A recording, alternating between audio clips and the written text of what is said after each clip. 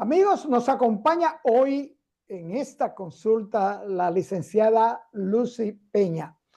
La licenciada Lucy Peña es psicóloga clínica, pero aparte de ser psicóloga clínica, la licenciada Lucy Peña es una trabajadora voluntaria incansable a favor de las personas que tienen el trastorno afectivo bipolar, tanto que es la fundadora y presidenta de la Fundación Dominicana de Trastorno Afectivo Bipolar.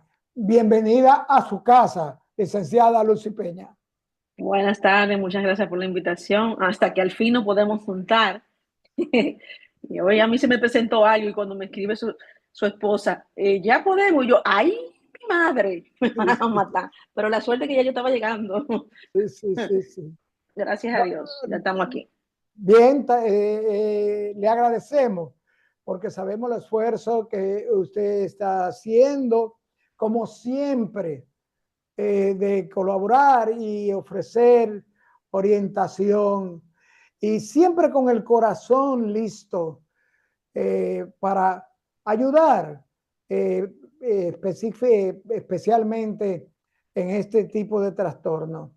Y vamos a arrancar de una vez, licenciada. Ok. Trastorno afectivo bipolar. Desmenúcemelo.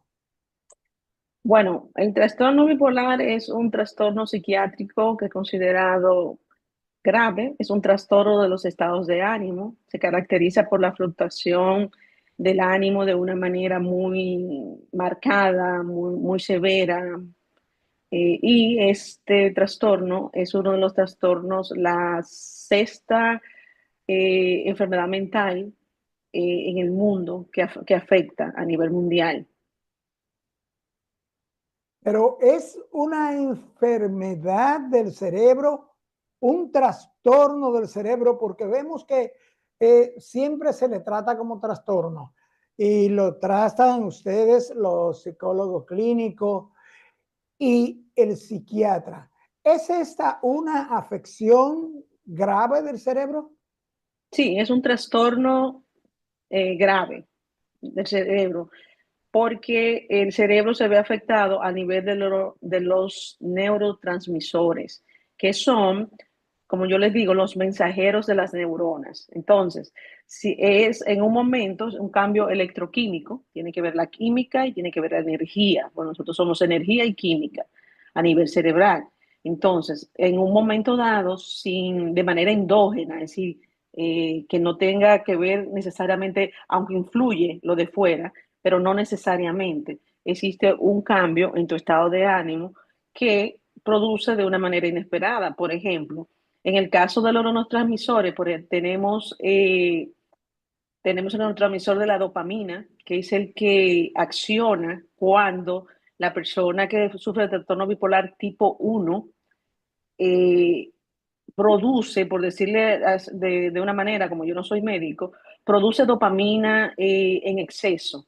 Y eso invita a que aparezcan síntomas de manía, que son actividades, muchas actividades, la persona se vuelve logorreica, es decir, no puede parar de hablar, habla, habla, habla.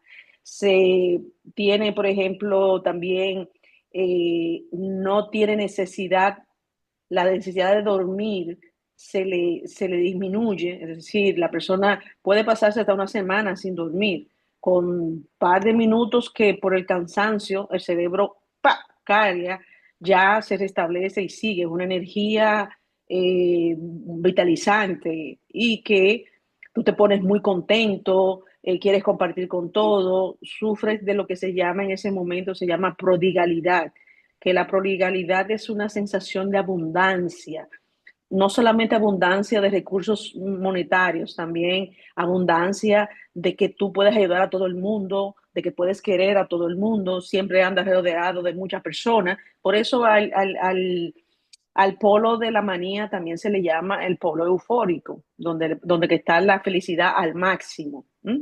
Lo peligroso de este tipo de bipolaridad, que es la más grave, es que la manía no se mantiene estática, la manía va conforme, ¿verdad? Para uno diagnosticar un episodio maníaco en una persona, debe comportarse todas las conductas o varias de las conductas eh, constante, mínimo una semana.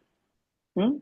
Porque la manía va en aumento, en aumento, en aumento, hasta que la persona empieza a sentir sensación de que de melagomanía, así que yo soy lo más grande, yo soy lo mejor, yo me lo sé todo. ¿Ah? Entonces llega un momento que se presenta un episodio psicótico, que es despegar de la realidad, una locura momentánea. Se vuelve otra vez a la realidad, pero es algo bien difícil para la familia y para el que lo sufre también. Es por Y esto, durante... es Uh-huh. por esto, licenciada, que le llaman algunos profesionales a este trastorno como las indican como una enfermedad maníaco-depresiva. Eso era ya hace atrás, en la psiquiatría del pasado, el doctor que descubrió el litio, ¿m? eh, ahora mismo se me va el nombre del doctor, pero él lo llamaba maníaco depresivos, porque eso era lo que él veía, los síntomas en los pacientes que trataba. Entonces él empezó a tratarle con litio y se dio cuenta que se iban estabilizando. Entonces, ¿qué pasa con las enfermedades psiquiátricas? A medida que hay una mayor cantidad de personas que sufren una enfermedad, los nombres van cambiando para humanizarla, para acercarla más, ¿sí? Y darle un nombre más correcto. Entonces, por eso hoy día se le llama trastorno afectivo bipolar, que hay trastornos del ánimo, hay varios, no solamente la bipolaridad. Por ejemplo, tenemos la depresión mayor y los tipos de depresiones que existen. Licenciada, la Organización Mundial de la Salud señala que con 40 millones de personas sufren trastorno bipolar, que es una patología que de no ser tratada puede acarrear consecuencias muy graves. Y Es según correcto. expertos de este organismo, es uno de los trastornos mentales graves más banalizados, tanto que gran parte de la sociedad lo asocia a simples cambios de humor o caracteres inestables. ¿Por qué esta banalización, licenciada? Bueno, yo más que banalización le llamo que es romanticismo, estigma, que es lo más fuerte que tienen las enfermedades mentales, esa marca tachada de que es malo, ¿ah? Porque una enfermedad mental es un trastorno mental, es igual que una enfermedad física grave, como es la diabetes. Si tú no te cuidas en la diabetes, tú vas a tener problemas. Y en la diabetes hay cambios de humor, tienes cambio de humor debido a la diabetes. También, por ejemplo, si tú sufres de colesterol, ¿sí? Si sufres de alta, depresión alta, tú tienes que cuidarte. Tú no puedes dejar de tomar tu medicación. Así tú creas que está bajita. ¿Sí? Es lo mismo. Lo que pasa es que hay mucha desinformación, hay mucha ignorancia. Yo digo que la ignorancia es asesina porque al no conocerse, nadie se atreve a preguntar. Por ejemplo, hay un pastor norteamericano que cuenta una anécdota que aparece en las redes, donde él llama el trastorno bipolar la enfermedad de las no cacerolas, es decir, de no ollas, como se diría aquí, porque en Estados Unidos se acostumbra que cuando una persona tiene a una persona que está enferma o alguien ha muerto, los allegados y amigos lo que ayudan es llevándole comida para que no se tengan que preocupar por preparar alimentación, porque están pasando por una pérdida. Entonces a él, su esposa, se le rompió una pierna y duraron muchísimo tiempo comiendo de toda la comida que le llevaban. A sorpresa, su hija, adolescente de 16 años, tuvo un episodio maníaco producto de un trastorno bipolar. Por primera vez hizo su debut. Ahí no llegó nadie, ahí no llegó ninguna comida porque las personas no saben cómo preguntar. Es fácil preguntar, oh, ¿cómo sigue su esposa de la pierna, de la operación de la pierna? Ahí le entran. Pero las personas sienten, como hay ignorancia, hay miedo. ¿Sí? Y sienten temor al preguntarte, y dime, ¿cómo va tu hija del trastorno bipolar? No sabe cómo el otro lo vaya a tomar. O ellos mismos tienen miedo, al no conocer las cosas, tienen miedo, tienen estigma, ¿sí? Y mejor se callan y no preguntan. Y eso no ayuda realmente.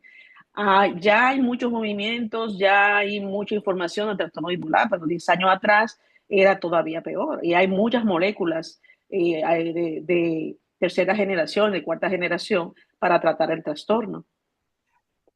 Licenciada, usted señalaba estados maníaco, depresivo, estados emocionales extremos. Sí. ¿Pudieran estos estados emocionales extremos conducir a un paciente que padece el trastorno afectivo bipolar a la autoinjuria, al autodaño físico y o al semejante?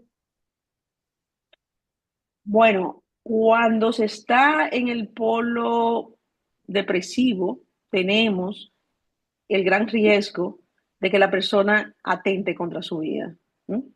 Porque eso es una de las características de la depresión, y la depresión bipolar también atrae en ese sentido.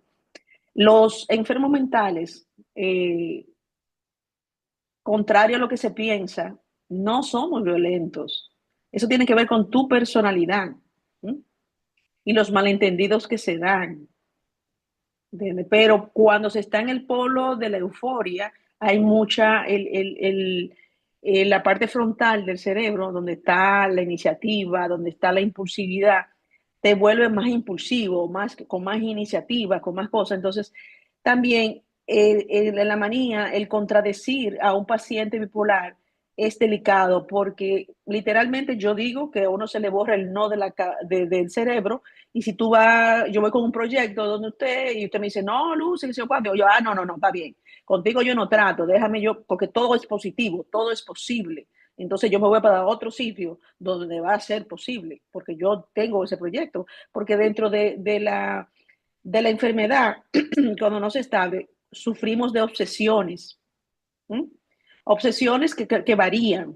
Nosotros relajamos a nivel del grupo de apoyo que con lo que nos coja a nosotros. Por ejemplo, si yo tengo una persona que conozco que es doctor en medicina, pero él en un proceso de manía, en una finca que tiene muy bonita, él cortó todos los árboles, los trajo aquí a Santo Domingo, a Villa Consuelo o Villa Juana, no sé dónde están los ebanistas, porque él iba a ser ebanista, él quería hacer un curso de ebanistería. Y él no midió, primero, que estaba desforestando, ¿m?, la zona. Segundo, que eso es ilegal y lo podían meter preso, porque eso, él decía, eso es mío. Y yo quiero ser ebanista y busco la madera. ¿M? Entonces, comete ese tipo de cosas por la impulsividad que se tiene en el momento. Pero va a depender del contexto que se dé. Siempre hay que buscar contexto. No puede ser, no es al azar. Usted habla del grupo de apoyo. En ese grupo de apoyo que entiendo que se generan en Fundotap, ¿hay tendencia a ocultar el padecimiento de trastorno de los mismos pacientes? ¿Hay tendencia a reconocer sus estados y sus cambios en las personas que padecen el trastorno? Claro, en el grupo de apoyo es exclusivamente para pacientes diagnosticados. ¿M?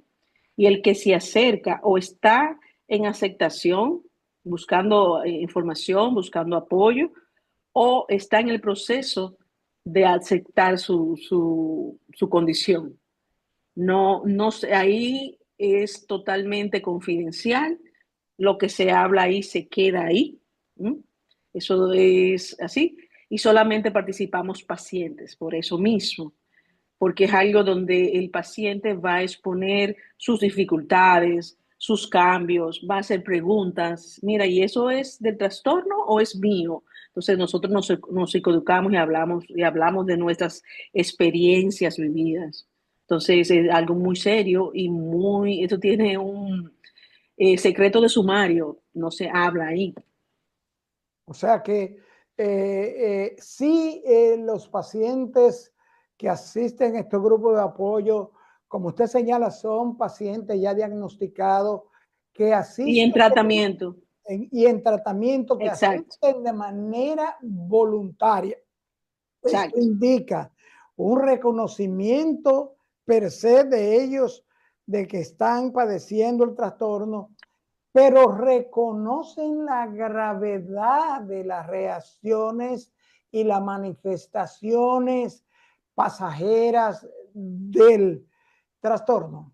Claro, sí, hablamos de las dificultades, hablamos de los desaciertos, hablamos de las cosas positivas también que nos pasan, cómo hemos manejado una crisis. Por ejemplo, no solemos, nosotros no solemos dar consejos, sino, por ejemplo, alguien emite una opinión y yo digo, bueno, a mí tuve una situación parecida a la tuya y me funcionó tal cosa. Porque no es un asunto de que no, tú haces esto, tú haces, no, tenemos libertad, absoluta libertad todos y respeto, entonces lo hacemos de esa manera, pero se admite todo, el que no, porque lo que pasa es que aunque hay muchas personas que en este país que sufren la enfermedad, cuando sucede y tú estás en el proceso de duelo, porque es una pérdida, cuando te informan a ti, mire, usted sufre de trastorno bipolar luego de una crisis o de un proceso de crisis y de ida y venida a psiquiatría y observación de conducta y eso, tú pasas por un proceso de duelo, donde la primera es la aceptación. Estás en negación primero. No, yo no soy bipolar, yo no soy como toda esa gente que hacen y deshacen. Porque, por ejemplo, en los medios, en el cine, se romantiza mucho el trastorno.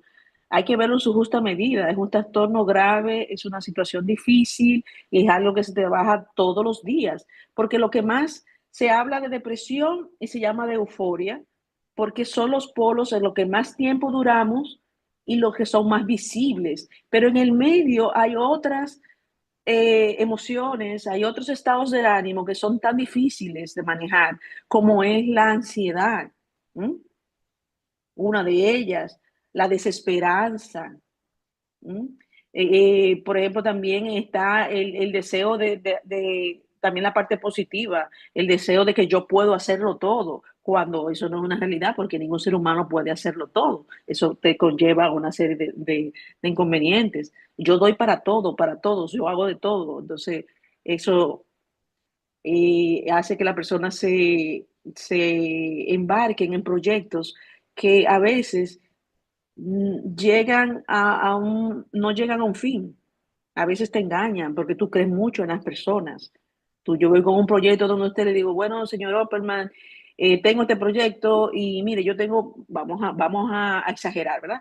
Tengo 5 millones y bueno, lo que usted quiere es dinero y dice, sí, vamos a hacer luz y me deja sin un chele. Porque la prodigalidad hace que todo es posible. Del polo positivo, de la euforia, eh, es así. Entonces, la prodigalidad hace que yo quiera ser súper solidaria, que quiera arreglar el mundo, me llevo gente para... Va a depender de la personalidad. El trastorno, la personalidad de cada quien es que hace la diferencia. Por eso es que un bipolar no se parece a otro bipolar.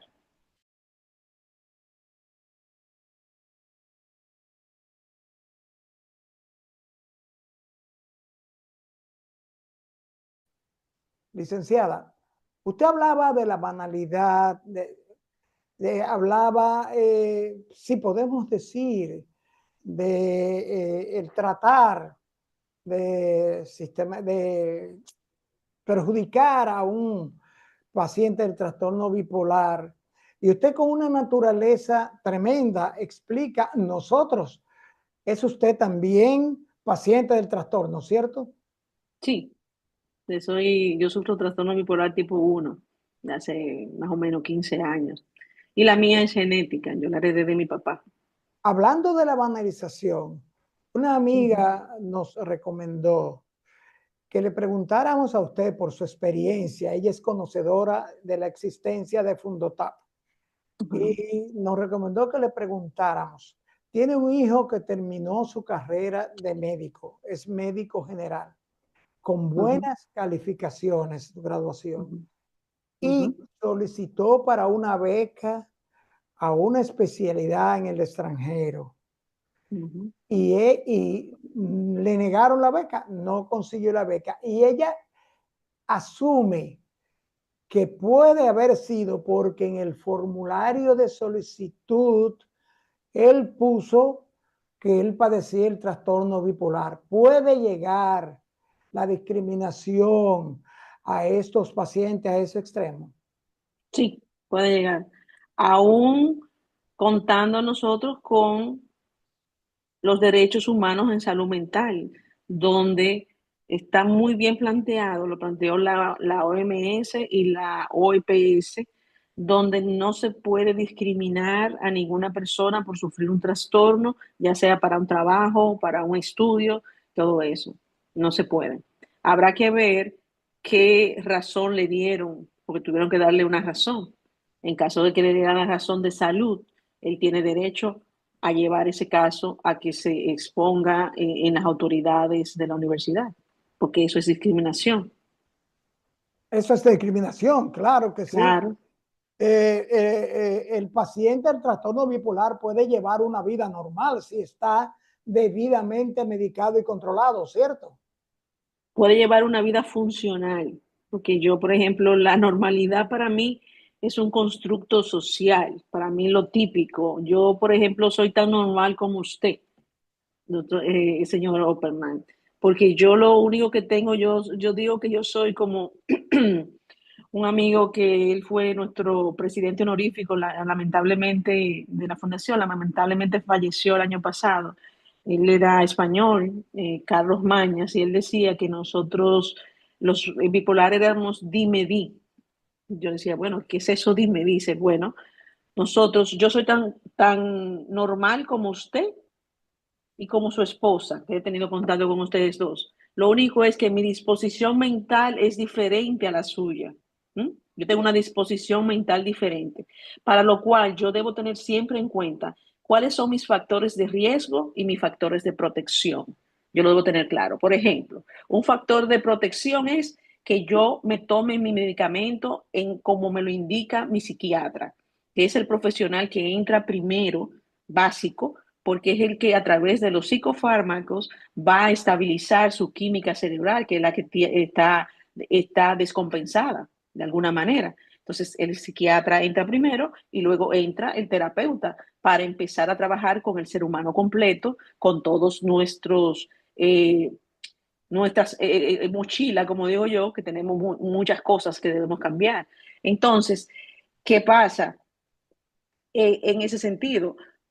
Yo totalmente tengo mis sueños, soy madre, soy hija, soy tía, soy hermana. Entonces, es la funcionabilidad. Lo que pasa es, por ejemplo, cuando yo estoy muy contenta, no funciono porque no hay quien me aguante.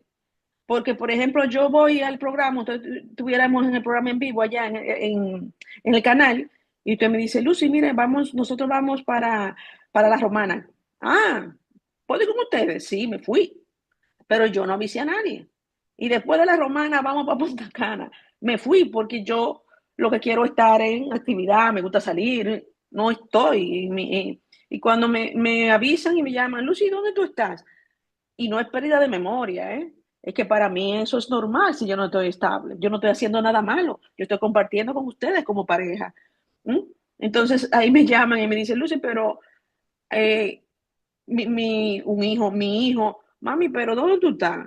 Son las 3 de la mañana y tú no has llegado, o mi esposo. Y yo, yo estoy en La Romana con el señor Opperman y con su esposa. Y ellos no saben quién son ustedes. Y yo se lo digo de una manera natural, porque yo estoy en otra. Entonces, es por eso que el factor de protección, uno de los principales, es adherimiento al tratamiento farmacológico y terapéutico. Ya si no lo llevo, eso se convierte en un factor de riesgo. ¿Mm? Porque si no tengo un tratamiento, no voy a estar estable. Y cada vez que el cerebro recibe una descarga electroquímica, el cerebro cambia su morfología y va perdiendo con el tiempo, mientras más crisis tú tienes, vas perdiendo facultades. Usted se da cuenta que con los años, como el cerebro va envejeciendo con nosotros, vamos teniendo anteriormente, uno tenía una memoria fotográfica que no tiene nada que ver con el trastorno. ¿Mm? Ahora yo te digo a ti, mire, por ejemplo, el doctor Kremlin, que fue el que le dio el nombre de maníaco depresivo, cuando empecé a hablarlo, no me acordaba, pero no por el trastorno, es por mi edad ya. Entonces uno tiene, necesariamente no por el trastorno, uno tiene que hacer asociaciones y eso nos pasa a todos. Por ejemplo, yo me acuerdo que de mi mamá, que ya no vive mis padres, mi mamá, yo era su memoria, ella me decía, Lucy, acuérdame tal cosa. Ahora yo le digo a las personas cuando me quieren algo conmigo, mándame un mensaje por WhatsApp. Yo, a esa es mi memoria. Y hoy, como su esposa no me había escrito, porque hablamos de eso ayer y antes de ayer, y ya yo estaba resolviendo una situación que se me presentó. Y digo yo, ay, mi madre, cuando yo la vi, digo yo, ay, gracias a Dios que ya yo estaba llegando a la casa. Si yo le digo otra vez que no se puede, no, eso no se va a poder. Entonces, y eso no tiene nada que ver con el trastorno, tiene que ver con el día a día que uno se va, porque los viernes por lo general en la tarde, yo no trabajo, yo descanso. ¿Está bien? Licenciada, en esos Dígame. dos extremos que usted señalaba, de la contentura, la hiperactividad, la depresión, la ansiedad, la inseguridad, ¿cómo es la relación de pareja, la convivencia del paciente del trastorno afectivo bipolar? Y si es cierto que uno de los extremos es el responsable mayor de la separación, de divorcios, de encontronazos, de pleito y de mala convivencia con pacientes del trastorno bipolar. Bueno, le voy a hacer una pregunta yo. Dígame un sinónimo de la palabra trastorno. ¿Qué es un trastorno para usted? Bueno, un trastorno es una disfunción momentánea, supongo Ok, yo, ok. una situación momentánea que se presenta de súbito, puede presentarse de súbito o tenerse y como usted señala, ocultarse, pero usted sigue con el problema del trastorno. El trastorno bipolar es imposible de ocultarse, porque cuando tú tienes síntomas, hay visibilidad, hay cambio de conducta. Por eso es cuando nosotros tenemos nuestra primera crisis, se llama debut, porque es algo que es necesariamente, obligatoriamente lo más recomendable, no es lo siempre lo que sucede, que haya una intervención en crisis hospitalaria para poder volver a regularte, porque estás o muy agitado o muy triste. ¿Ah? Imagínese una planta o un carro que usted le meta el acelerador hasta el fondo y no frene en ningún lado. Esa es la manía. Pero por otro lado, imagínese un carro que usted va corriendo con su carro normal y se le rompe la correa del tiempo. No corre. El carro y esa es la depresión. Entonces, eso es lo que sucede. Tú es posible que sepas que no es el trastorno que tienes, que no es el trastorno bipolar, pero tú sabes que algo te está pasando. Porque de hecho la depresión duele físicamente cuando es bien fuerte, duele. ¿Eh? Porque tú sufres de lo que se llama anedonia. Anedonia es un síntoma de la depresión donde tú pierdes el deseo de hacer las cosas que te gustan hacer. Por ejemplo, a usted le fascina hacer su programa, ¿verdad? Y si se pone en un proceso que Dios lo libre de depresión, ay no, le va a decir a su esposa, el programa yo lo voy a dejar de hacer. Pero vamos a hacerlo ahora. Lo hace esta vez. Pero después, ya no tengo como deseo. Voy a descansar un chin. No, ¿verdad? O si le gusta, por ejemplo, tomarse una copa de vino, ir al cine, ir a la playa, tú dejas de hacer todas esas cosas que te daban placer, que te daban bienestar, porque el neurotransmisor de del sentirse bien, de disfrutar las cosas, que es la serotonina, empieza a producirse en menor cantidad en tu cerebro y por eso los antidepresivos y otras medicaciones como reguladores del ánimo, lo que hace es que recaptan. Ubíquese, por ejemplo, le voy a dar un ejemplo, imagínese que hay un piso que lo que le cayó fue un vasito chiquito de agua. Esa es la serotonina, ¿verdad? Entonces, el medicamento es el swapper, que lo vas a recoger para echarlo otra vez en el vasito, o un paño, porque es un chin, para echarlo otra vez en el vasito para ponerlo en el lugar donde va. porque si lo dejas ahí al aire libre se seca, porque no produce más. Entonces empieza a recaptar y empieza a producir. Empieza otra vez esa maquinaria, empieza a engrasarse poco a poco, y empiezas a estabilizarte, empiezas a tener cognición, la cognición se afecta. Por ejemplo, cuando tú estás en depresión, tú no piensas tan rápido como cuando estás en manía. Cuando tú estás en depresión, tú piensas lentamente y tienes muchas inseguridades. ¿Qué te vas a poner hoy? Te quedas callado, inclusive te pones disfónico, no, es todo lo contrario, no se habla casi. Lucy, ¿tú tienes hambre? Silencio. Lucy, ¿tú qué tú vas a desayunar? Silencio. Lucy, ¿qué tú quieres? Pero dime, yo no sé, lo que tú quieras. Pero eres tú que vas a comer. Y yo, sí, sí, pero yo ni hambre tengo, lo que tú quieras, dame. Entonces, una dificultad. Usted preguntó el tema de las relaciones de pareja. Cuando una enfermedad crónica, cualquiera, mental o biológica, entra a un sistema familiar, produce un efecto dominó, donde se afecta hasta el gato y el perro, en mi caso. ¿Mm? Mi perrita, cuando yo estoy deprimida, no se me quita de al lado. El gato me hace, pero como él es de mi hija, no me hace mucha gracia, pero afecta a todos. ¿No? Lo que debemos hacer es, y por eso yo hablo siempre de la personalidad, que importa mucho. En el proceso donde tú no sabes lo que es, lo importante, señores, es buscar ayuda para saber qué es lo que te pasa. ¿Mm? Y hay que, la familia tiene que remangarse las mangas y fajarse porque no es fácil. Yo aquí lo pongo muy fácil, pero no es fácil. Es doloroso, da rabia, da ira, da deseo de salir corriendo. Porque cuando tú estás descontrolado, por ejemplo, en el polo de la mucha actividad, en ese tú no necesitas a nadie. Ah, no, pero fulano, mi esposo se fue, él dijo que quería tiempo aparte, pero yo no he sentido nada, pero es que tú estás tan contenta, tú no has caído todavía. Cuando te viene la depresión, tú te das cuenta que se fue. Yo no lo necesito para nada. Yo soy una mujer autosuficiente, porque si a mí se me ocurre, todo tú lo puedes, todo tú lo puedes, todo tú lo puedes. Tú no necesitas a nadie. Por eso en manía, casi, es muy mínimo las personas que van al psiquiatra. Muy, lo que tienen conciencia de enfermedad. Si no hay conciencia de enfermedad, te montas en el ferrocarril de la velocidad, en el AVE de Europa, y no hay quien te pare. ¿Mm? A diferencia, cuando se está en depresión, no se tiene energía, hay muchas personas que se descuidan su parte, su higiene personal, todo, y hay tanta tristeza, tanto pesar, que ahí te llevan y tú vas. ¿Mm? Y es muy recomendable que cuando vayas al psiquiatra no vayas solo, vaya acompañado de alguien que te conozca o que viva contigo.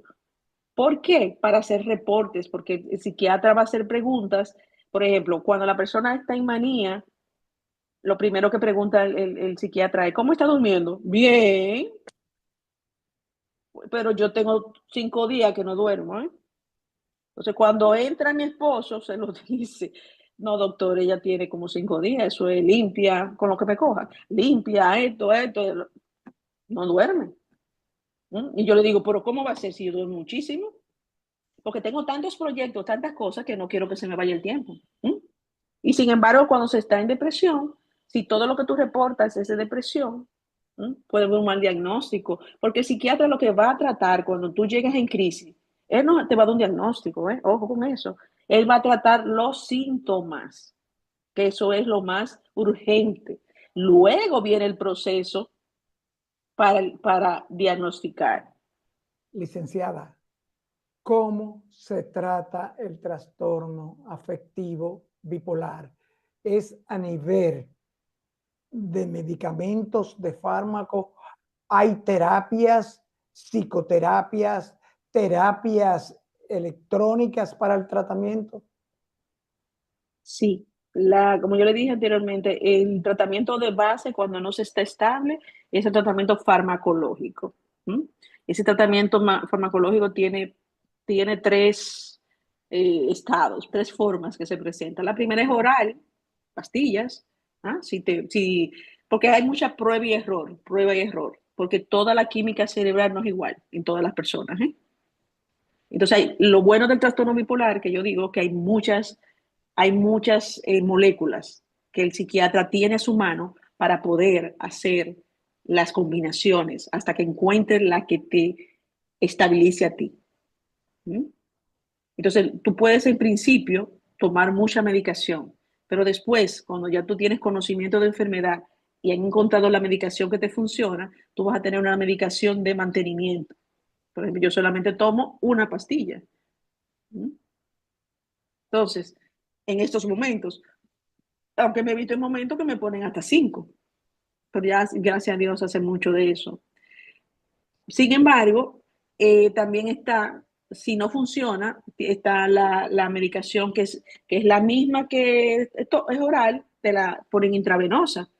Dependiendo cómo tú estés, si estás que no quieres tomar pastillas, porque hay muchos que se ponen muy agitados, sobre todo, o muy tristes y no se la toman. Entonces, hay algunas que se ponen intravenosa y tenemos los electroshocks que están muy satanizados, pero todavía son válidos y aceptados en la medicina. Aunque nada de esto, según los derechos humanos de la salud mental, debe hacerse de manera involuntaria. El enfermo tiene que acceder.